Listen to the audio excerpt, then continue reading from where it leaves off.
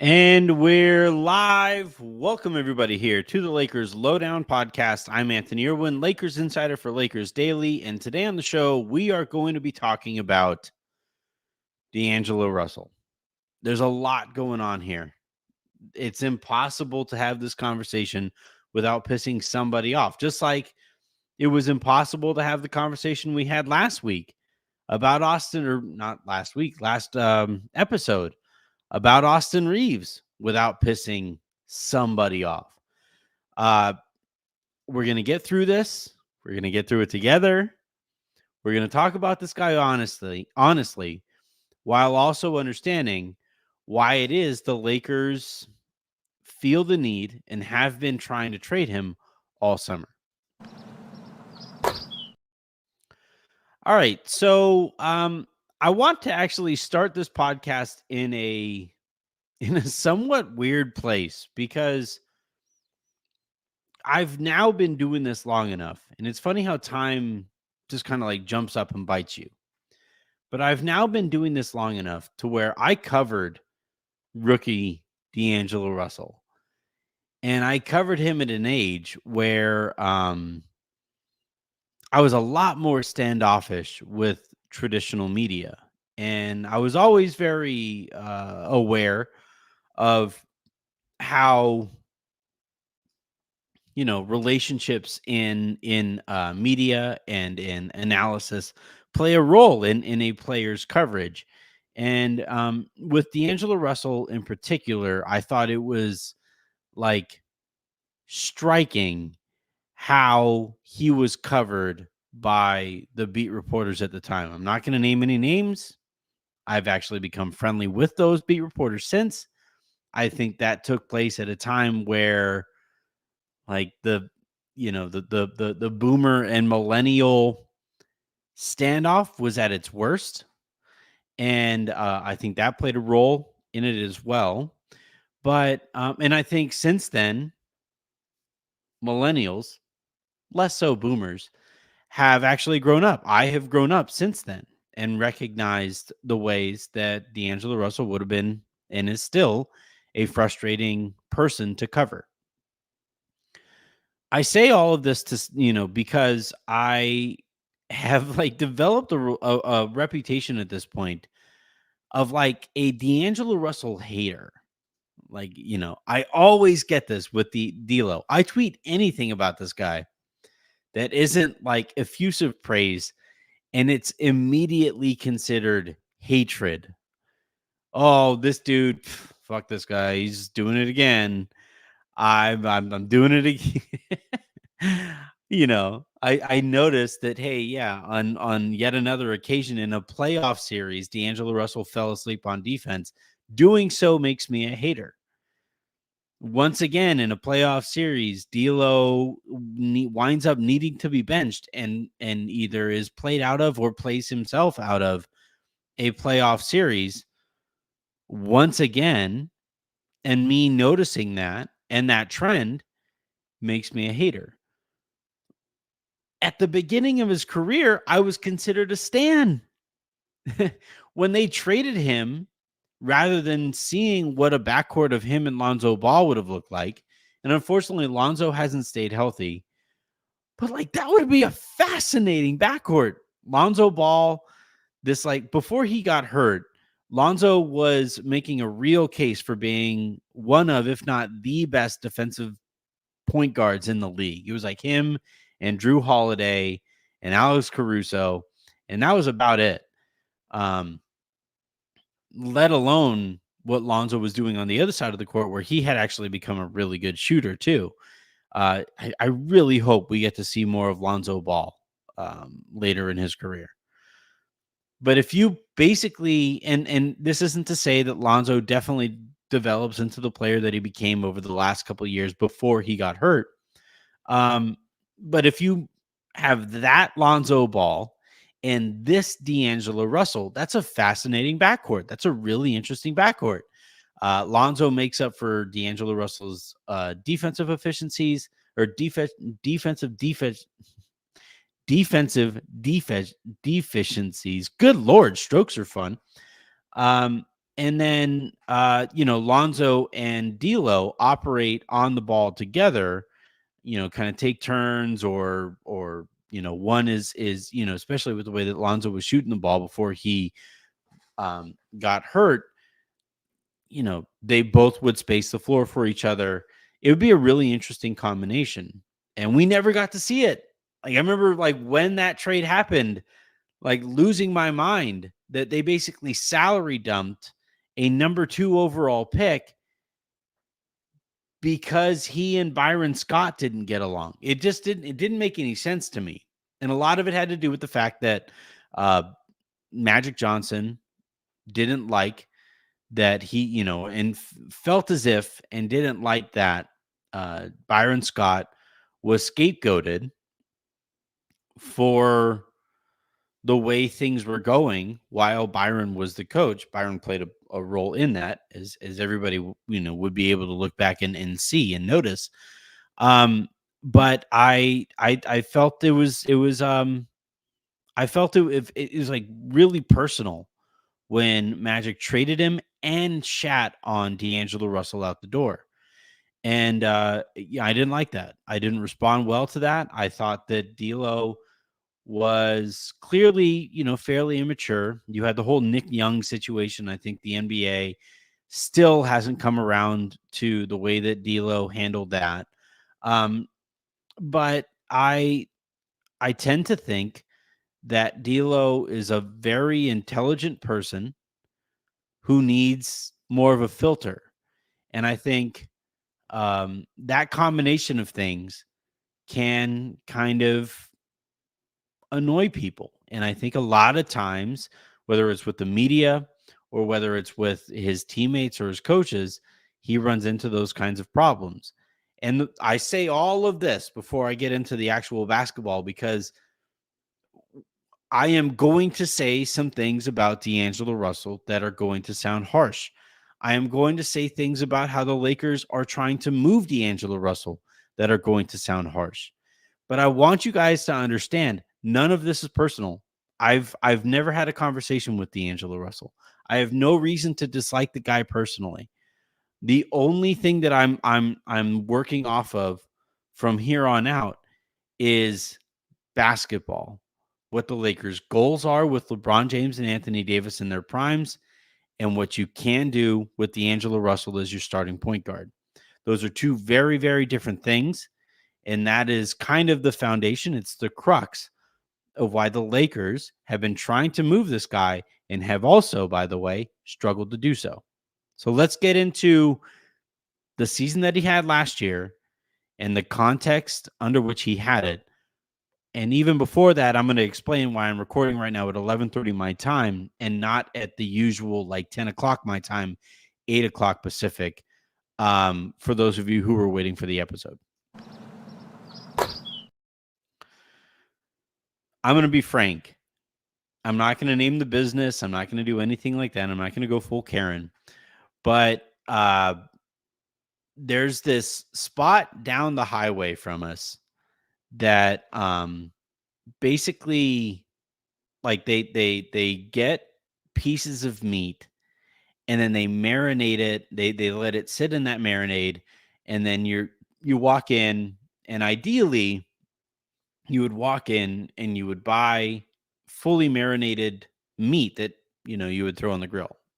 Today, and you can kind of hear it in my voice, you could hear it in my chest. So today, and I saw online that they advertised a chimichurri ribeye that, like, you would sit there in the chimichurri sauces, and I just pictured like a nice proper sear on it. I pictured like those really citric notes and floral note, like just everything about it just sounded incredible.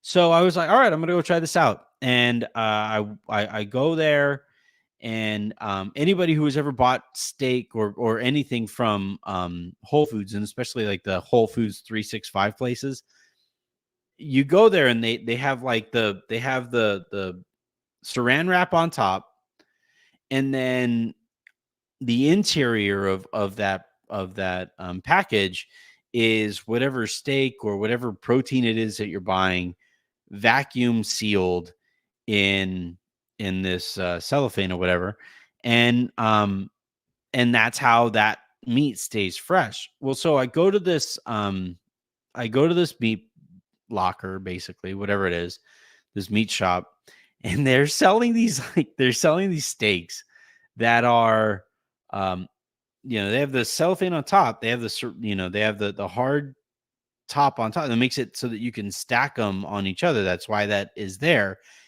Um but they don't have the vacuum sealed wrapping underneath. And so when I open up this steak, I get an odor from it that is like a little iffy, but then also it gets taken over by chimichurri. And I'm like, all right, I'm going to give it a go. I'm going to see how this tastes. So I throw it on the grill and I honestly, I cooked it to perfect. Like I cooked it perfect and I'm good on the grill.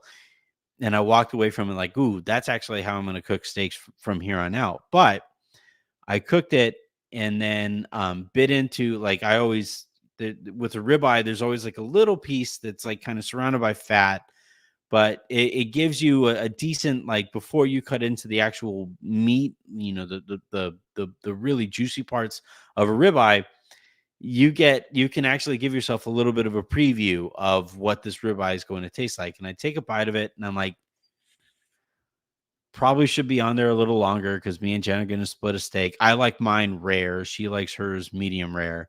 Um, so I was like, all right, I got to throw it back on there. But then it was also like this weird aftertaste. It just didn't quite sit right. And I was like, well, maybe I'm going to see if Jen notices. Well, she noticed and she did not want any of her steak. And I had like a slice of it. It was a ribeye. So I just basically sliced it, against the grain, all that good stuff, perpendicular to the grain. And I finished my slice and I was like, so what'd you think? It's like, I can't do this. I don't think that meat is good. And Jen is normally the one who is way less concerned. I'm very conservative about like rotten food. If I see something past its expiration date, I know you don't need to do this, but that's how I just kind of operate. I hate I hate throwing up. I hate stomach flu. I hate food poisoning. I hate all those things. So, like, if Jen is the one saying, "Yeah, I don't think this is good," I'm like, "Nope, I'm good. We're good here." And so, I literally we finished dinner at about 7, and normally food poisoning takes like an hour or 2 to like really kick in. So I literally waited for 2 hours to see how I would feel because the last thing that I wanted was to be on the air. This story would work a lot better if I was telling it to somebody who was like reacting on the air. But the reason I am here late tonight is because I did not want to be on the air dealing with food poisoning. So I no reason to apologize to that business. I did not say their name. I will not be going there again. I might actually call them and tell them, hey, you guys need to vacuum seal your meat. Because again, that's even better for like the marinade. But anyway, that's why it is 11:30 my time, and I am rambling through a D'Angelo Russell podcast instead of doing this at like 10 o'clock my time, where I'm a lot less delusional. But let's get into D'Lo. So D'Angelo Russell going into last season, I think it's fair to say that, like, trading for D'Angelo Russell um, was, really kind of a highlight of Rob Pelinka's tenure to this point, right? You turned Russell Westbrook into D'Angelo Russell and Jared Vanderbilt and Malik Beasley, all for one first round pick when Malik was Malik was reportedly supposed to go for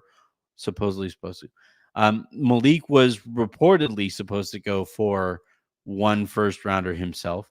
So was Jared Vanderbilt. So was D'Angelo Russell. And it was supposed to take you an extra first rounder just to move Russell Westbrook's, again, expiring contract. It really goes to show, like Pete and I talked about, however, a while ago we did, the like giant gap between national narrative on what trade prices are for the Lakers and what actual prices the Lakers are actually paying. Um, and although this year has been a little bit different because I think the GMs around the league feel like the Lakers. I've written about this. GMs around the league feel like the Lakers are desperate enough to do something crazy, i.e., trading 2 first rounders for Walker Kessler or 2 first rounders for Jeremy Grant on that contract.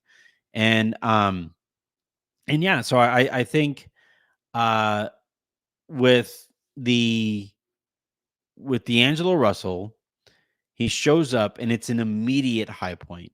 It's an immediate black and night or black and white, night and day difference going from Russell Westbrook, who was just like not at all a basketball fit, but also not really a personal fit in the organization at that time. It was a Russell Westbrook who still thought he was a starting all-star caliber point guard when statistically he was one of the worst point guards in the league during that time.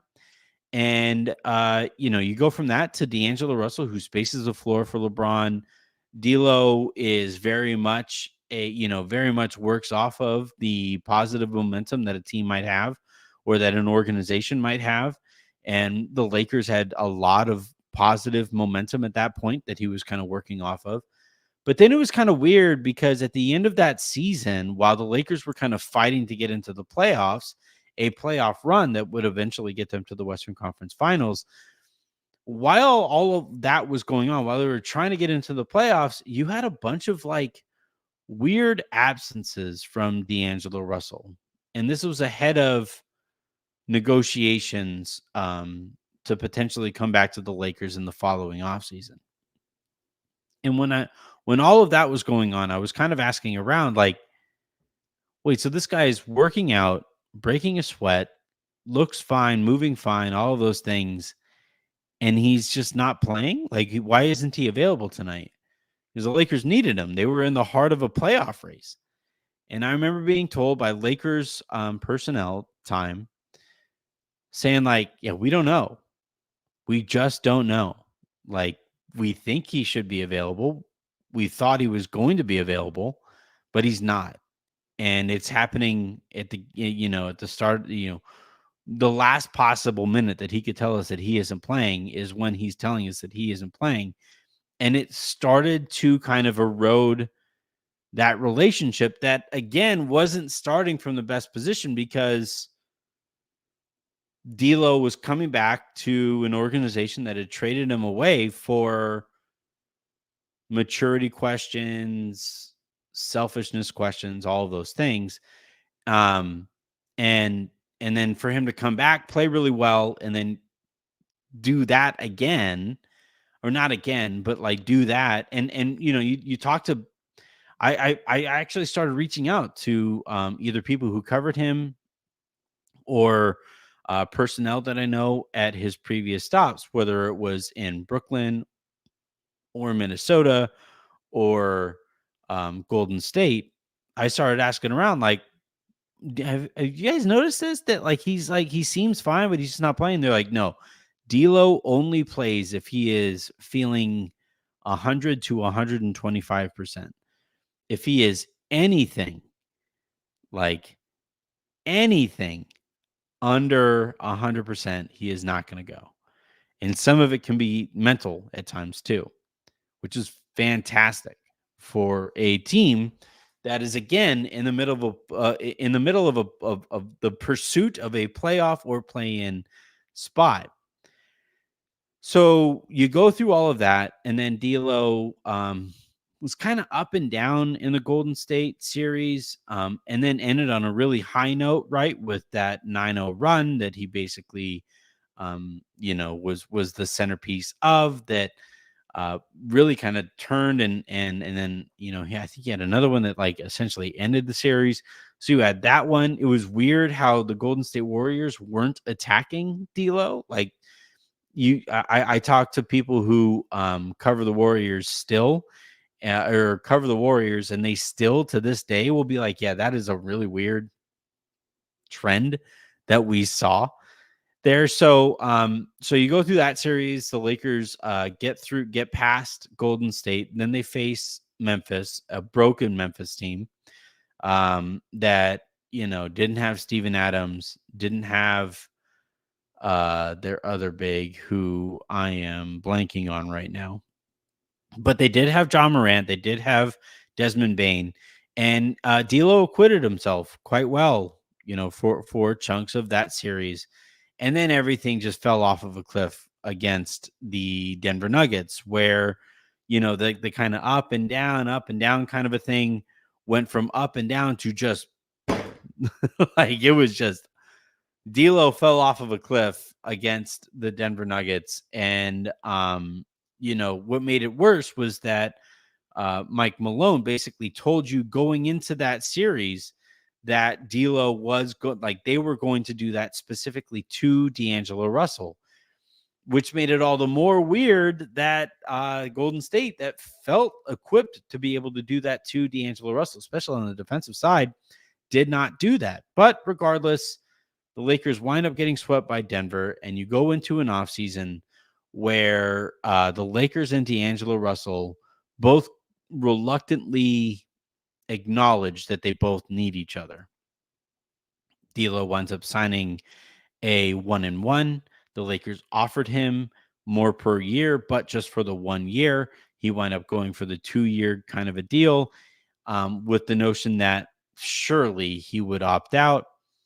And heading into this offseason, coming off of last year, which, like, the regular season was legitimately a very, very, very good regular season by any standard, and especially D'Angelo Russell's. So, like, at the beginning of the offseason, Brandon Clark, thank you, G-Dog. I appreciate that. So at the start, at the onset of this offseason, I remember talking to people around the league and basically saying, like, historically, D'Lo opts out, resigns with the Lakers or goes somewhere else, but probably winds up re-signing with the Lakers on like a 3-year, $70 million deal. That kind of like that, that felt like at the beginning of this offseason, that felt like the likeliest scenario. Or not likeliest, but it was consistent with how history played out. And initially there was like very little pushback, like, yeah, that makes sense. Sure. Yeah. And then like a few days to a week goes by and they're like, are we sure? Like, who's giving him that contract? Orlando was getting ready. They were lining up their ducks to be able to sign KCP. And outside of Orlando, there just wasn't very much of a market. And as we found out in general for players of D'Lo's ilk, right? Gary Trent Jr. opted out and it cost him a ton of money to the point where he is now signed on a veteran minimum contract. D'Lo's, camp, I think, convinced him. Actually, I think, everybody plays golf, right? All right, yeah, wind's blowing that way. All right, D'Lo, I'm sorry, but I think you're probably gonna want to opt in. And then, eventually he does opt in. The Lakers, like, to the minute, as soon as they got the notification that he was opting in, they started calling teams aggressively. They were already kind of canvassing the league, but they started calling teams aggressively.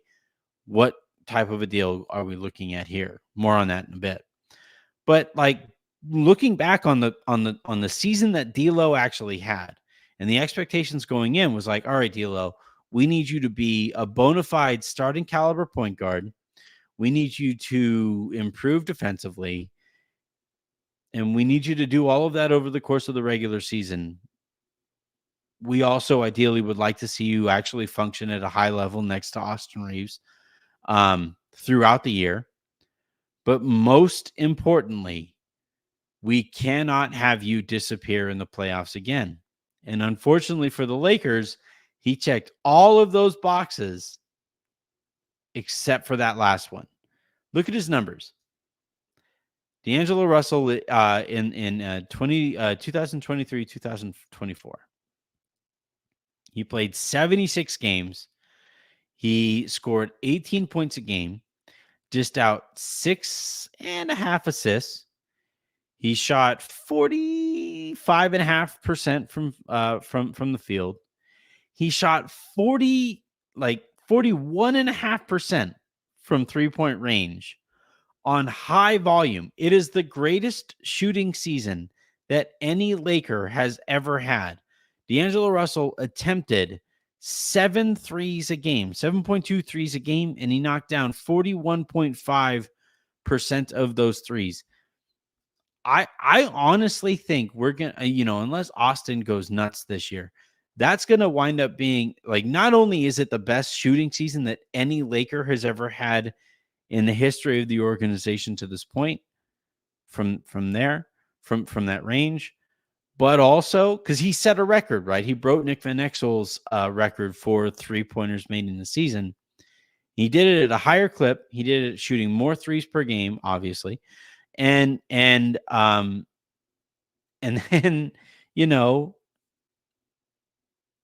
he the playoffs happened, right? Westwood, right here.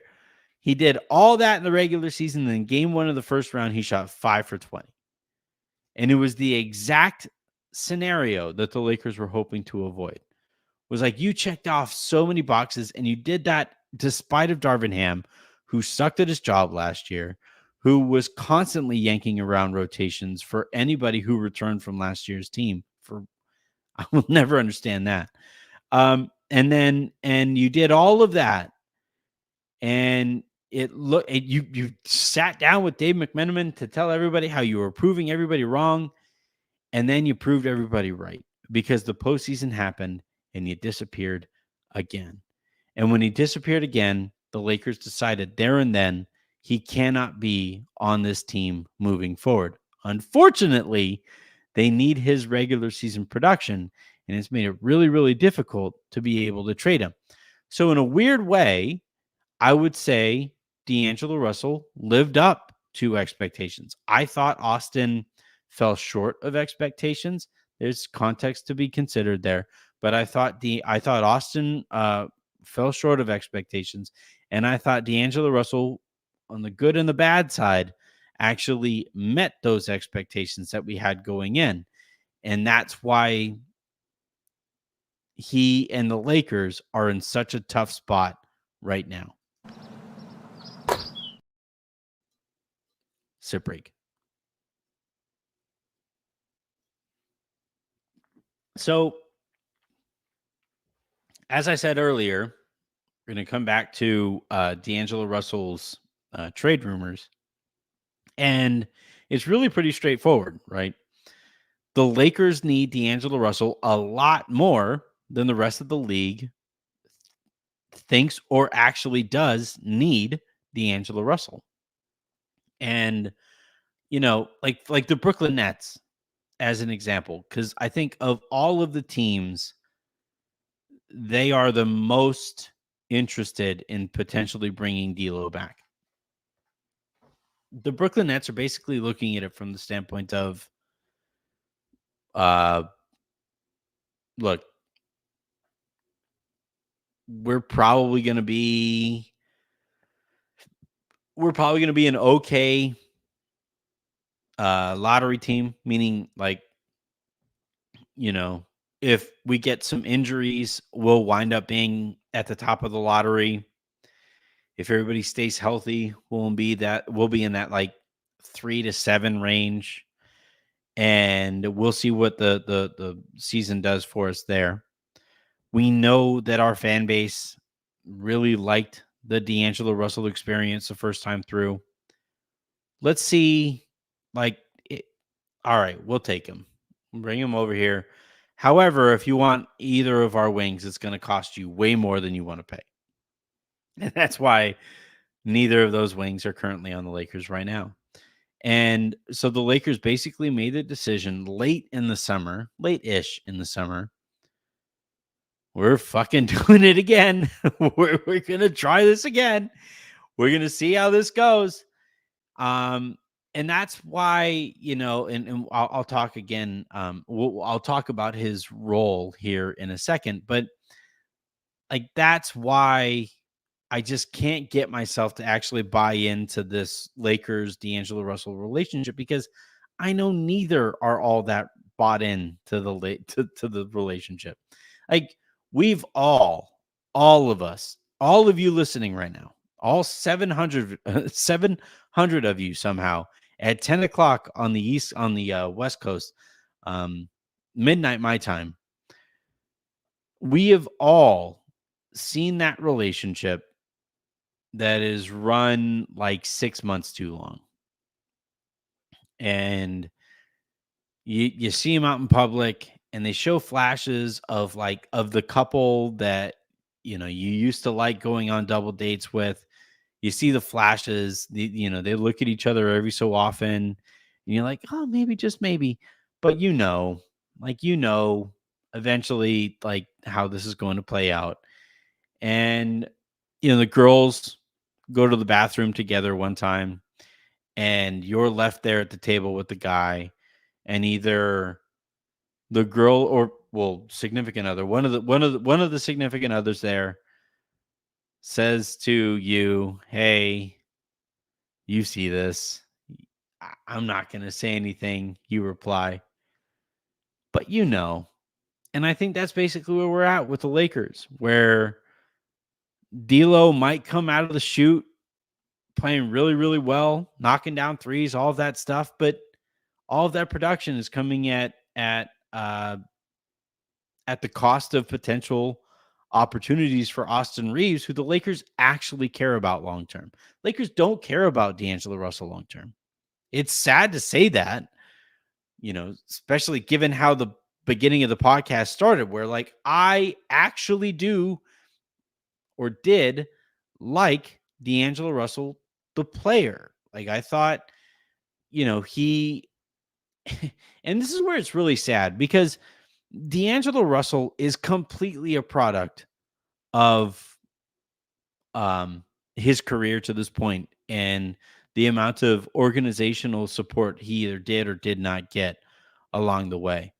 During his formative years, he played for the Lakers, while the whole point of those seasons was for Kobe to get as many shots as he possibly could, right? It was Kobe's swan song, and that was all that mattered during those seasons. Not to say that like D'Lo and those Lakers would have actually ever competed for the playoffs or anything like that.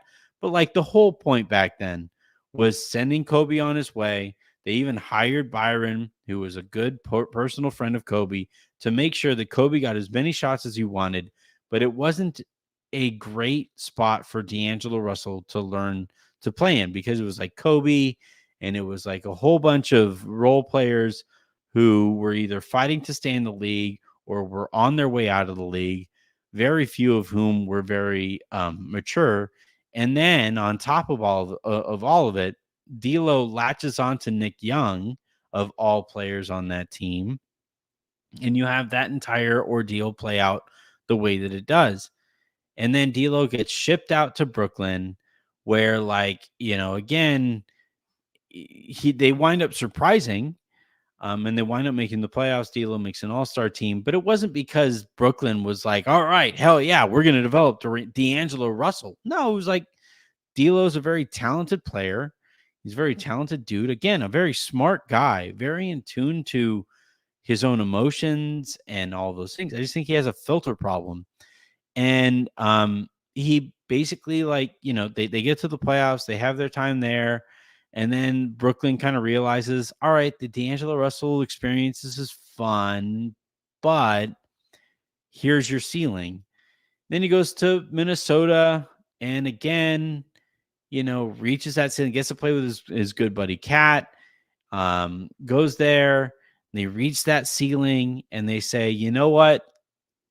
It'd be nice to have a professional, as our point guard. They bring in Mike Conley, and I don't think it's a direct one-to-one correlation here, but I also don't think there isn't a correlation between what Mike Conley has done for the Minnesota Timberwolves and what the Lakers have become with D'Angelo Russell instead of Mike Conley. Remember, the Lakers could have traded for Mike Conley the summer prior. It for a very similar package.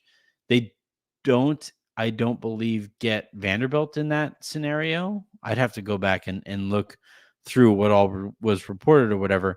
But like essentially, that difference between having Mike Conley, you know, a widely renowned professional, that type of a guy in your locker room does X, Y, and Z, whereas, D'Lo does not X, Y, and Z. And it'd be really I'm really curious about what like the last couple chapters of or the final few chapters of D'Angelo Russell's career are going to look like, because at some point he's gonna have to realize, like, okay, here's why I am as an NBA player. And maybe it's this year. Maybe look, like I've been saying, I want D'Angelo Russell, and we'll talk about this here in a second. I want D'Lo to come off of the bench.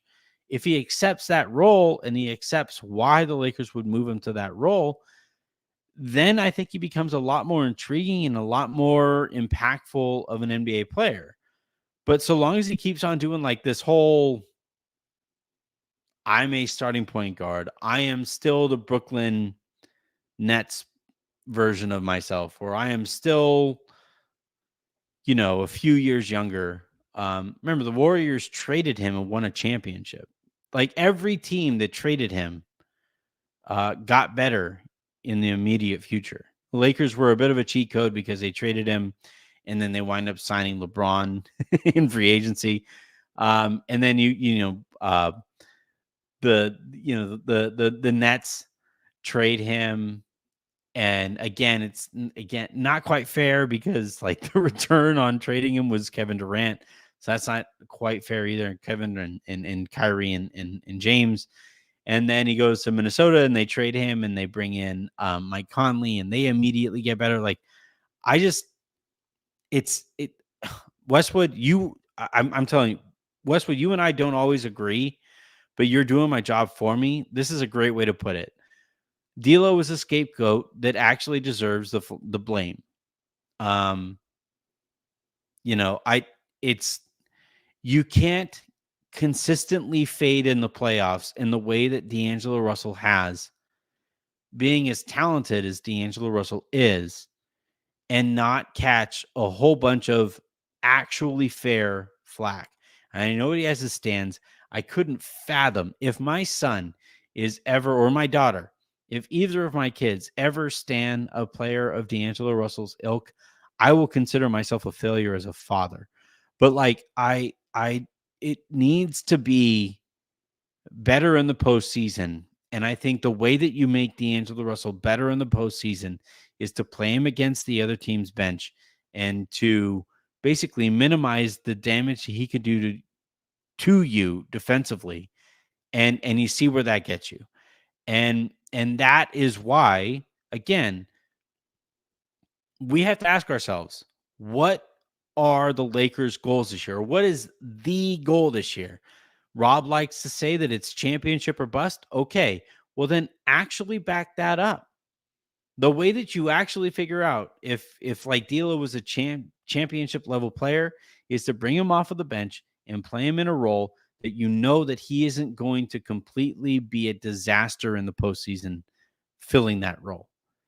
But the longer that we keep on trying to like hope year after year after year that maybe, just maybe, this is the year that D'Lo figures it out in the postseason and isn't picked on defensively in the postseason and doesn't forget how to shoot threes in the postseason, all those things, doesn't have such a low basement in those postseason games, like I'm done waiting.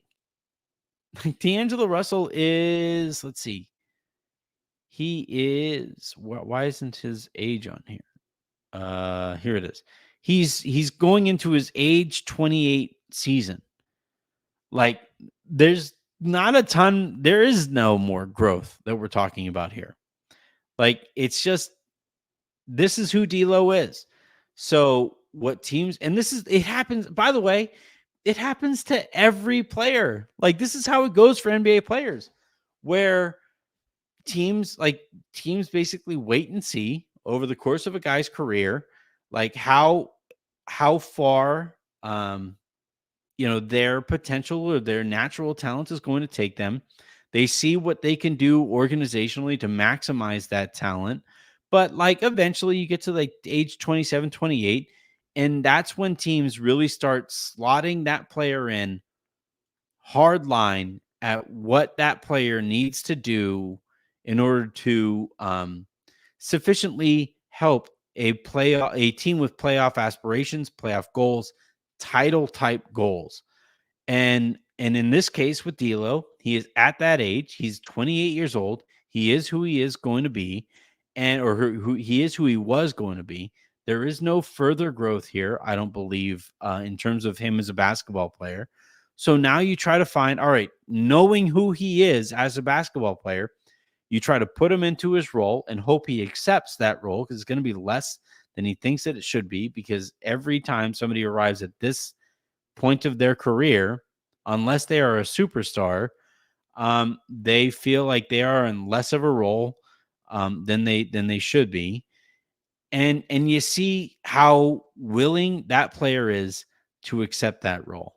And I'm really curious. It's really difficult to hope that JJ Redick does this as a rookie coach, but he'll have the backing of LeBron, of the organization, of the rest of that locker room to basically say, like, D'Lo, this is where we think you can help us most.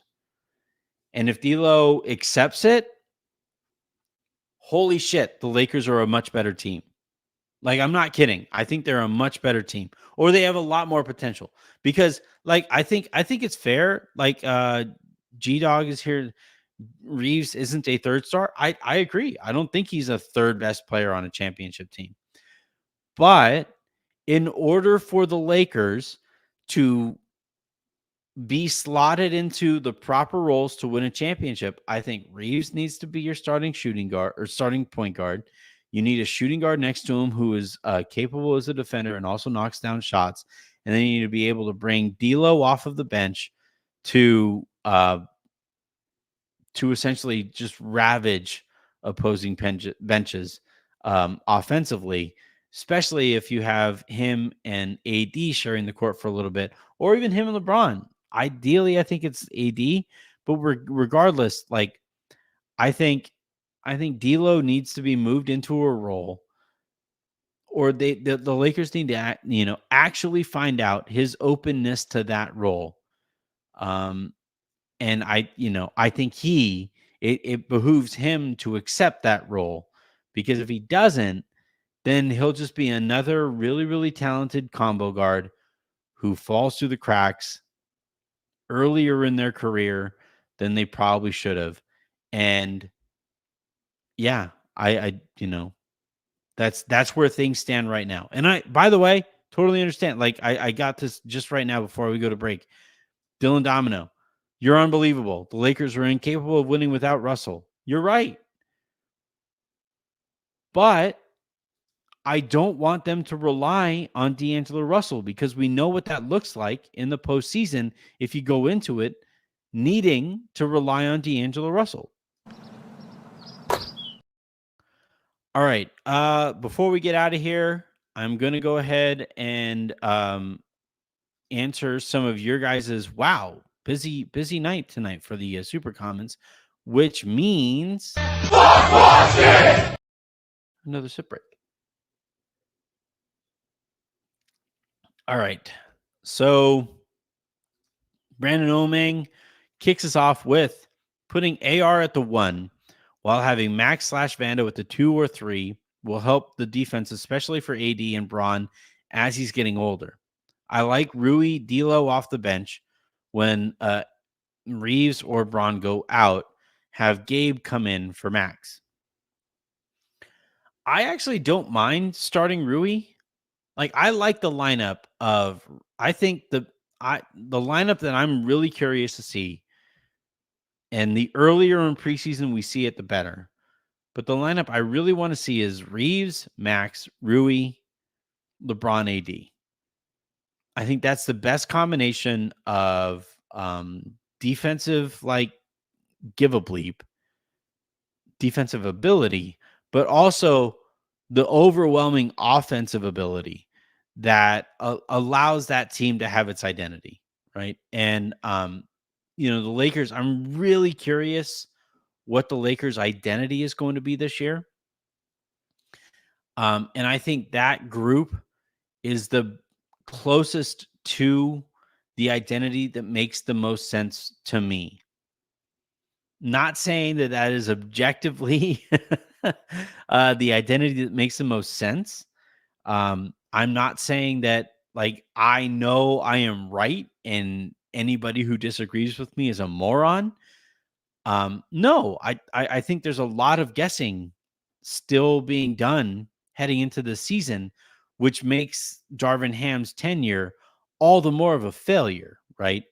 Um, and going into the season, like, if JJ does that, like, if JJ is willing to pull the trigger on bringing D'Angelo Russell off of the bench, that will tell me this dude at least has the testicular fortitude to be an NBA head coach. If he doesn't, I would understand it, because I get just getting the most talent and actual NBA talent on the court at the beginning of games as you possibly can. I understand that. That makes sense. However, I kind of want to see that lineup, right? That Austin, Max, Rui, LeBron, AD. You have Max at the point of attack defensively. You have Rui. Like, Rui is also reaching that point in his career where it's like, all right, you either get it defensively or you get gone.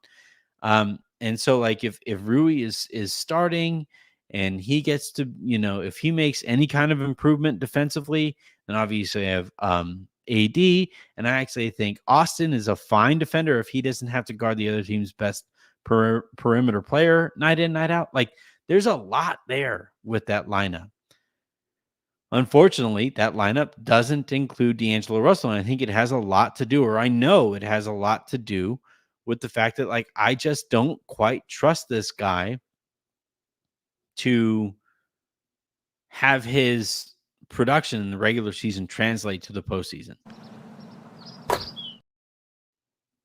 That was a lot. That was like I'm looking at the comment section as I was saying all of that stuff, and the comments went from like, oh yeah, to like, are you fucking crazy? Like, it was that excellent. That escalated quickly. All right. Brandon Omeng again. Is Zion playing at 250, 260 ideal for him? Asking because I saw photos of him and his stepdad said he's 280, but by the start of the season, he'll be around 270. Honestly, the Zion thing is really tricky because he needs that combination of overwhelming strength and also that just quick get off the floor and be nipples above the rim, like, faster than everybody else. Like, when Zion was in college and he had that's why people were like, holy shit, this is the most exciting prospect since LeBron. Hasn't lived up to that. Only Wemby really has in his rookie season. But like, the reason that people said that about Zion was like, he is going to break people's shoulders, turning the corner. And then when he gets into the teeth of the defense, he's going to elevate and he's going to throw dudes into the rim. And he's going to shove dudes into the rim. And he did that in college. And he did it for a little bit in the pros. But then I think he got a taste of, like, the freedom that you get as an adult. And I think he got a little carried away in New Orleans. And they are still trying to, like, rein him in a little bit in terms of what is actually best for him athletically. And yeah, I would say, like, without talking about specific poundage, what I'm going to be looking at, what I'm going to be looking for, or what I would be looking for if I was a um, New Orleans fan is actually kind of similar to what I was looking for this summer with AD, where you watch AD in those Olympics and he's having those dunks where he's bringing the ball way behind his head, right? He's bringing it way behind his head, fully arching his back, and he is just throwing that down with insane amounts of force. And he's way above the rim and he's getting off of the floor super quick. And I'm like, that's the AD that I miss. I started asking around. AD looks a little slimmer, right? And some of the people close to the Lakers were like, yeah, actually, I kind of see it. And and then we come to find out that like, yeah, that I, I'm told that that's been a bit of a focus for him, is that like he wanted to trim down and get back to being a more explosive version of himself. And I think that's where like Zion needs to get to, where I'm not looking for a specific number for his weight, but if I'm a New Orleans Pelicans fan, I'm basically watching him and I want to see, is he throwing down those kinds of holy type? I don't know why I bleeped out the F word there. I said it earlier. You're welcome, those of you with children. But those kinds of holy bleep dunks that led Sports Center every night. That's the kind of stuff that you need to see from Zion this year. If you're the Pelicans and you're trying to figure out like, is this guy our franchise moving forward? All right, Jawan JTMJ, as a non-Laker fan, I feel as though the team has gone money first, winning second. Do you believe that is how Genie views the product, as let's make as much money as we can while Braun is here? No, I think that's kind of an simplification. Like, they have still spent. Eric Pincus did a good job for Bleacher Report kind of outlining which teams have spent the most over the last like 5 years, and the Lakers haven't exactly cheaped out. I think, like, honestly, I think the Lakers' fundamental problems is there just aren't enough people. Well, shoot, there just aren't enough people in the front office. But on top of that, there aren't enough people in the front office with experience at the jobs that they currently hold. Rob Pelinka's experience as an executive in the NBA has come completely from his time with the Lakers. Um, Kurt Rambis's stature or status within the Lakers right now runs completely against the amount of success that he hasn't had at various levels in the NBA after his playing career.